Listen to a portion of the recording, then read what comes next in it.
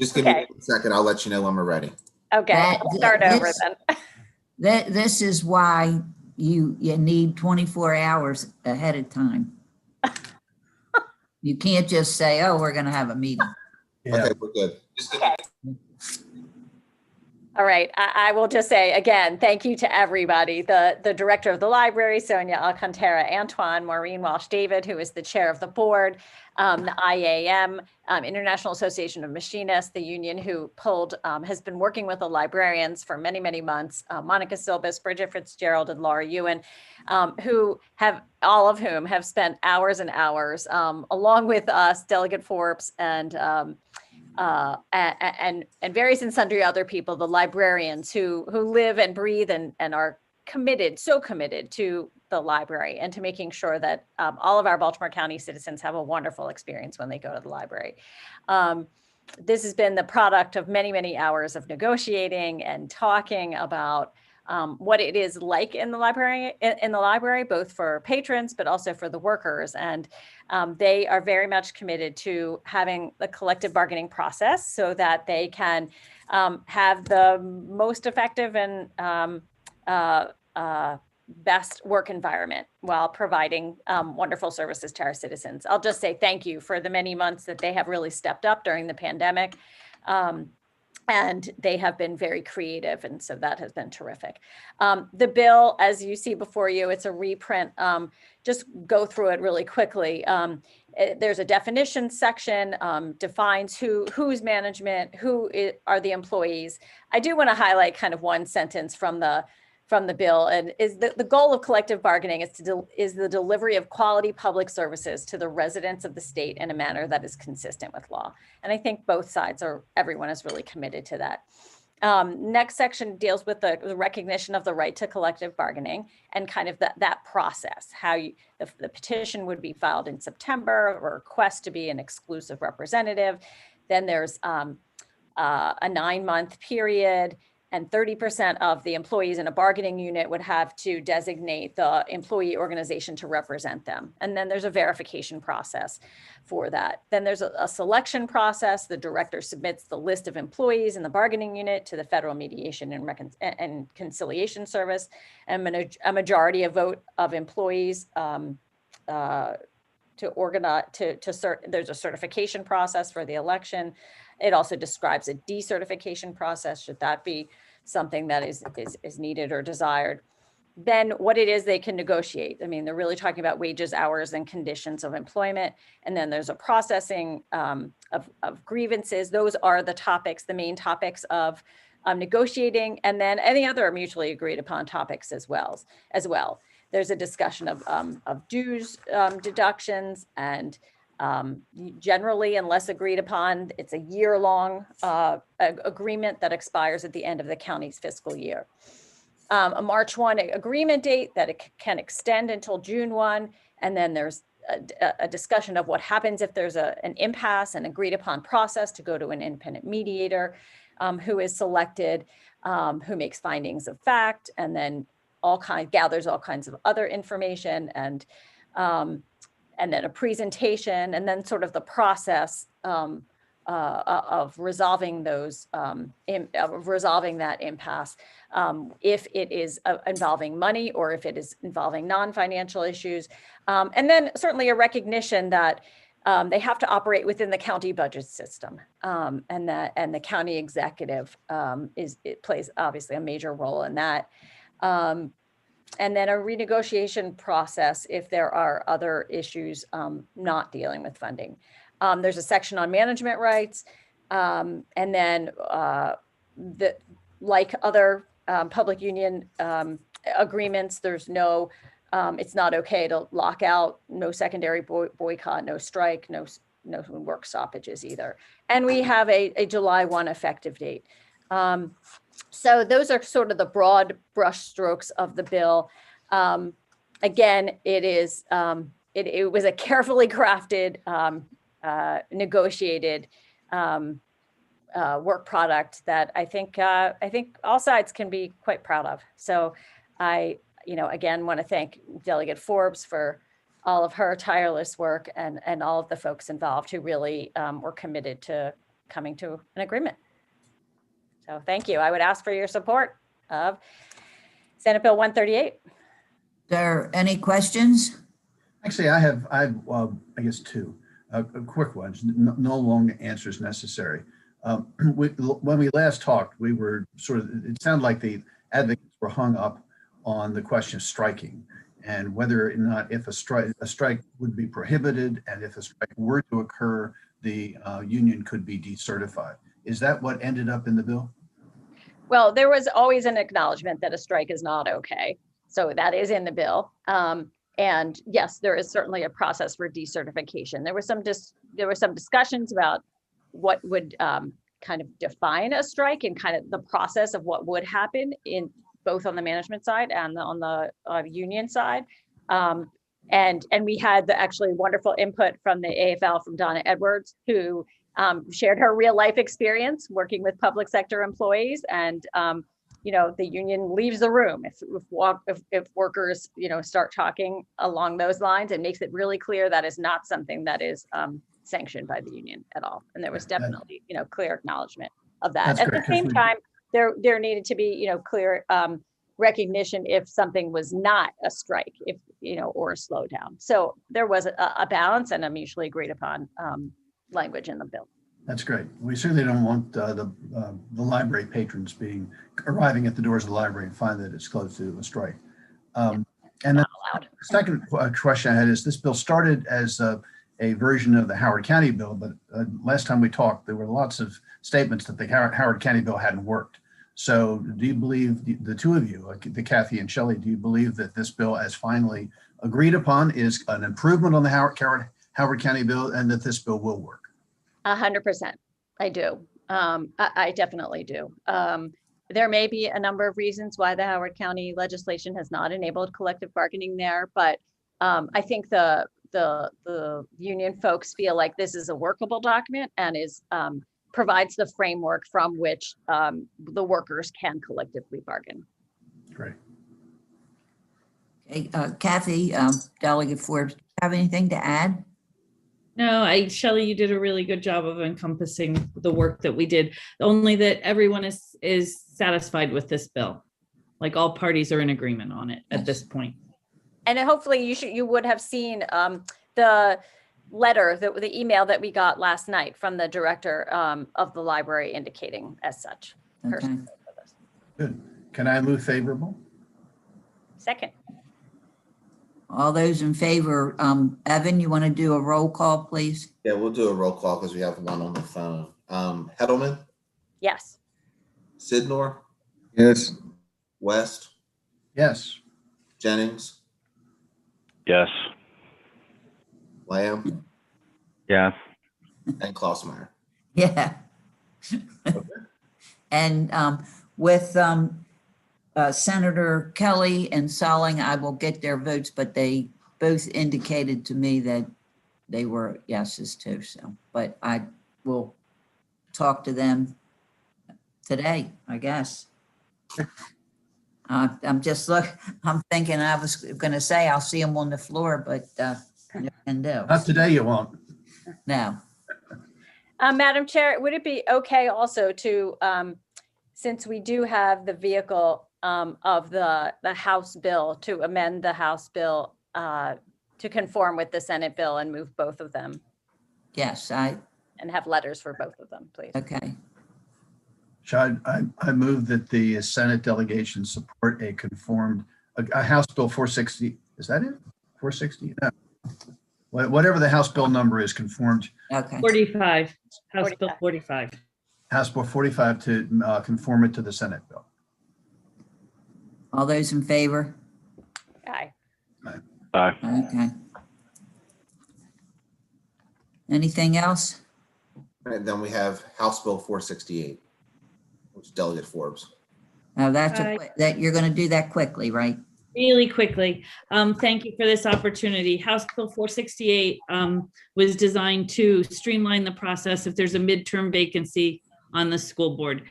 As you may know, when Roger Hayden passed away suddenly, it took 5 months for the school board nominating commission to seat a new member of the school board. And that was because the original bill that created our hybrid school board didn't speak to what to do in the event of a midterm vacancy. And so in talking with members of the nominating commission who did the work, they asked for this bill to be introduced to streamline the process. The nominating commission, as you know, the school board's made up of 7 members that are elected by the councilmanic districts, and there are 4 at-large members, and they are chosen by the governor from names forwarded from this nominating commission. Excuse me. The nominating commission has 19 members of stakeholders. There's one from each of our legislative districts. There's a representative from the Baltimore County NAACP, the League of Women Voters of Baltimore County, the Baltimore County Chamber of Commerce. It's a giant group of people. And by all accounts, during the 2018 cycle, it worked just as it was supposed to. They got more than 40 applications. They vetted them. They interviewed people, and they forwarded 9 names to the governor, and he chose the 4 at-large members. But when Roger Hayden passed away, they had to go back and start the process all over again. And the first big hurdle was the legislation requires them to hold 3 informational meetings in 3 different areas of the county. And so this bill that before you today would streamline that process to hold 1 meeting for a single member vacancy, but that meeting would be live streamed and that meeting would be archived on the website. So one of the meetings they went to the trouble to arrange had no one show up. And so you had members of the nominating commission, 1, and Tony will tell you had 2 members show up. So there would be 1 meeting and it would be live streamed and it would be archived on the school system website. So if someone comes late to the process, they get the information that's shared in the meeting and just by clicking. The other part is I call building the bench. As I shared, they sent 9 names to the governor and he picked 4. There were 5 fully vetted, excellent candidates that were not chosen. This bill would allow them to keep those files on record for up to 2 years from when they're sent to the governor and ask those people if they want to be considered again without going through the whole application and interview process again. So Good idea. So because there are a limited number of people who want to serve, and to let go of 5 people who were excellent candidates was kind of hard for the commission. So those are the tenets of the bill. It passed the House unanimously, and I would appreciate the support of your Senate delegation. I have a motion. Move to support. Questions? How about questions first, I guess? Any questions? I have a number of questions, actually. And good morning, Delegate. I was looking at on page 2, lines on line 13, talks about a vacancy in a councilmanic district, and I'm curious, how are we defining it? How are we defining that? Because it's my understanding that on this nominating commission, outside of the stakeholders that are appointed from the list that you had mentioned, they're actually legislative appointments built on our Senate legislative districts. Right. So they're chosen by councilmanic, like the 7 elected members are chosen in the existing councilmanic districts. Right. And so what it's speaking to is if the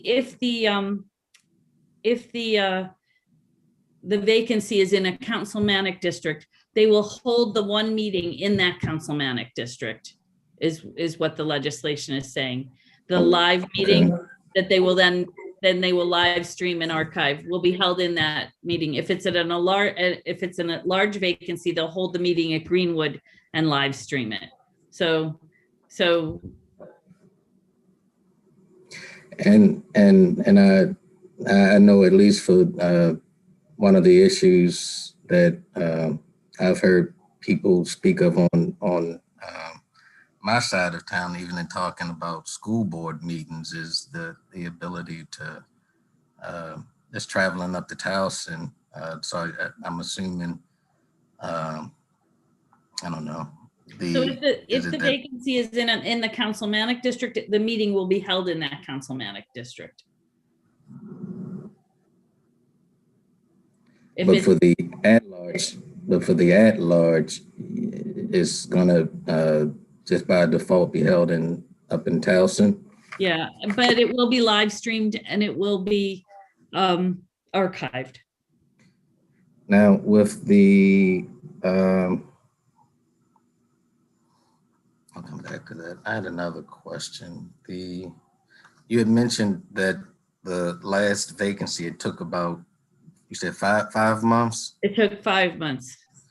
Now, how much of that was attributed to the governor's handling of the situation? Because it's my understanding that the commission sent names to the governor, and he rejected those names and made them go back and send him another name. Oh, that isn't how I understood the process.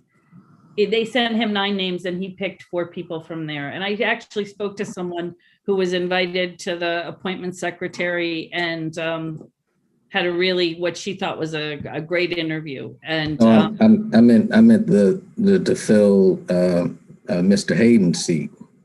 yeah. Oh, to fill Mr. Hayden's seat? No, he didn't reject names then. I don't recall him rejecting.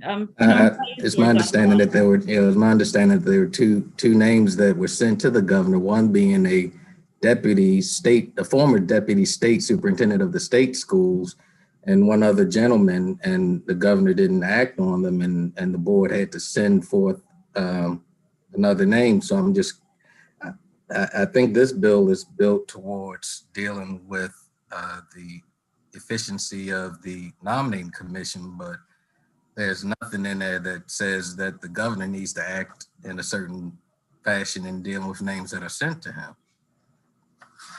Yeah. Tony Bazemore's on the phone. Can I ask him if he recalls the governor not rejecting? Because I had not heard that from anyone on the nominating commission.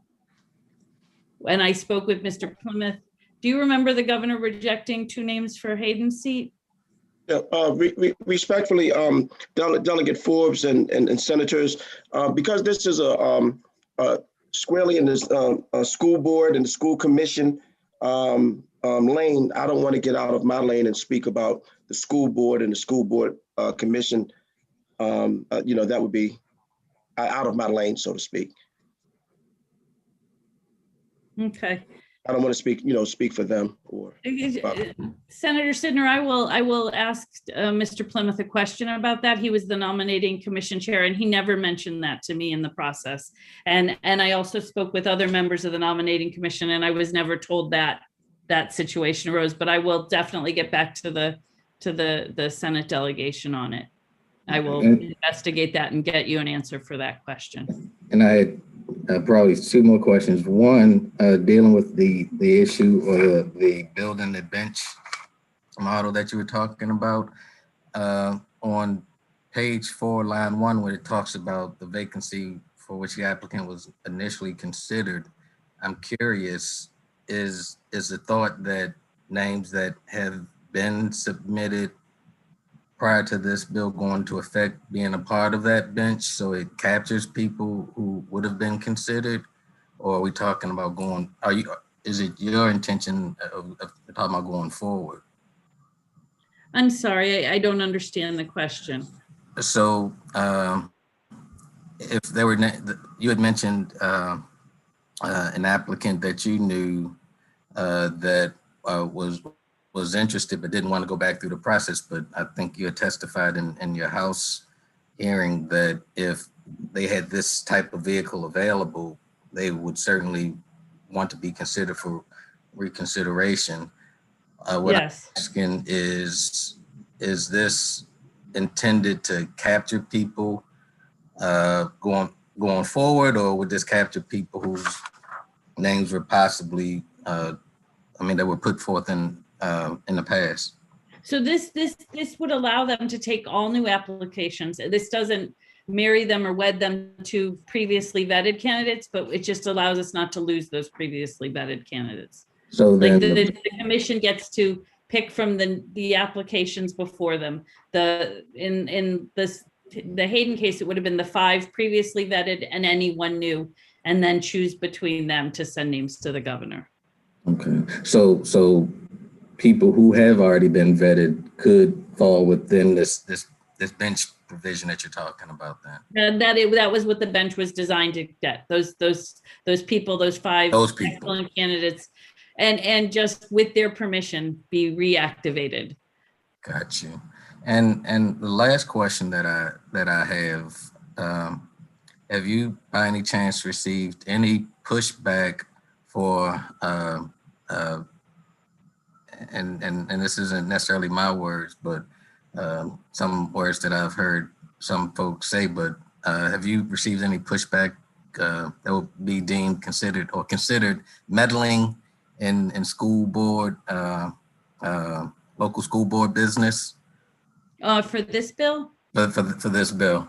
No, I haven't. As I said, the nominating commission is volunteers, and they had to set up like the whole structure of how they would work based on the original bill. And they found this like hurdle when they were doing the one single member vacancy. And so they've asked for this, to streamline this process because they felt it was a tremendous amount of work, and they lost 5 really great candidates, and they couldn't do their work quickly because they had to get meetings in 3 different school buildings where a majority of them could be on short notice around the county. And so they're hoping that this would take it from, the governor took a month in the Hayden situation from the day he got the names until he appointed someone, and their work took 4 months. They're hoping their work might take 2 months or 2 months, a month to advertise, a month to vet, and then get the names to the governor. So it would go from a 5-month process to a less than 3-month or around a 3-month process. And trust me, the reason I'm asking the question is in the past when I've put in legislation or some others have put in legislation, there's this group out there that keeps saying that we're meddling in their affairs and that we need to stay in our lane and leave them alone. So I was curious if you got similar pushback from this vocal group of people in our county. So that's the reason for my question. Thank you. I didn't get any, no. I appreciate it. Thank you. I have to say, Senator Signor, you know what I said to you about. Oh, no, I'm not talking about you. No, but No. I did question Kathy when she said it. I said, I told Senator whether it was a more school board bill. But she said this is a different kind, so. And you were so gracious. Thank you. The end. I really do hope it's the end. Yeah. So, no. Thank you. But there really are people meddling, saying that we were meddling. Oh, I get trashed on social media all the time. Best way to deal with that is get off of it. Yeah, stay away from social media. Could I Oh, renew? no, I got something for that. Can I renew my motion to support the bill? Yeah, yes, okay, all right. You renew your motion unless there's any other questions. If we could just hold off just until our next meeting, if you don't mind. And Senator Sidner, if you have any more questions, I'm happy to answer them. Thank you. I appreciate that. Okay, so you want to hold the bill? Yes. That means we have to have another meeting? Are you sure you want to do that? If you don't mind. Hey, okay. All right. Any other questions or thoughts? No. Okay. Thank you so much. As I said, I will be contacting Senator Salling and Senator Kelly just to get their votes on. So nice to see Kathy Forbes. She's one of my delegates. This is the first small session. I've laid eyes on her. Thank you. All right. Well, thank you all very much and have a lovely day. Thank you. Everybody enjoy the day off.